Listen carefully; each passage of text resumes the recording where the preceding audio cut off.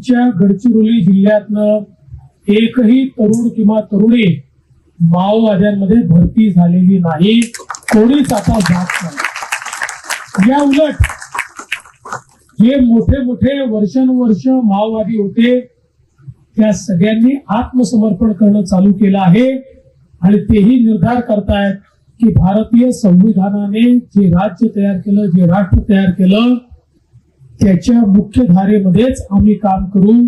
त्यामुळे हळूहळू त्यांच्याही मतामध्ये मोठ्या प्रमाणात परिवर्तन होत आहे। मला विश्वास आहे की पुढच्या 2 वर्षामध्ये हा संपूर्ण माओवाद या ठिकाणी खऱ्या अर्थानं संपुष्टात येईल आणि विकासाची कामं झाल्यामुळे या ठिकाणी आपल्या जीवनामध्ये एक मोठं परिवर्तन येईल, गरिबी दूर होईल, शेतकरी असेल, शेतमजूर असेल, वनमजूर असेल, प्रत्येकाच्या जीवनामध्ये एक मोठं परिवर्तन हे आपल्याला निश्चितपणे पाहायला मिळेल।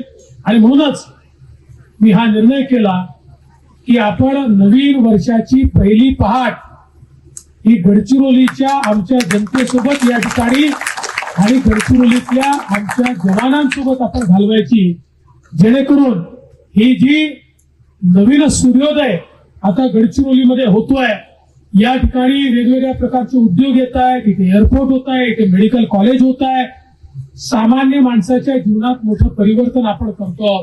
ते परिवर्तन शेवटच्या गावापर्यंत पोहोचवण्याचा आमचा उद्देश आहे।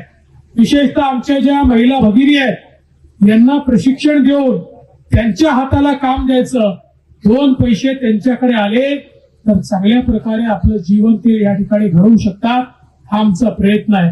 आज लाडकी बहीण सारखी योजना आपण आणली, त्या योजनेच्या अंतर्गत आमच्या बहिणींना 1500 रुपये आपण त्या ठिकाणी देतोय। शेतकऱ्यांना आपण शेतकरी सन्मान योजनेच्या अंतर्गत माननीय मोदी साहेबांच्या नेतृत्वात 12,000 रुपये त्या ठिकाणी देतोय आणि विविध योजनांच्या माध्यमातून पुढच्या काळामध्ये चांगल्या प्रकारे शेतीत काम करता आलं पाहिजे। आता सगळ्या शेतकऱ्यांना डिझेलचा पंप नाही तर सोलारचा पंप देण्याचा आपण निर्णय केलेला आहे, ज्या माध्यमातून आमचे जे आदिवासी शेतकरी असतील यांना तर एक नवा पैसा लागणार नाही, 1.5-2 लाख रुपयाचा पंप त्यांना मोफत देण्याचं काम आम्ही त्या ठिकाणी करणार आहोत आणि या माध्यमातून मोठ्या प्रमाणात त्यांनाही मदत झाली पाहिजे, आमच्या शेतमजुरांनाही मदत झाली पाहिजे, अशा प्रकारचा आपला प्रयत्न आहे।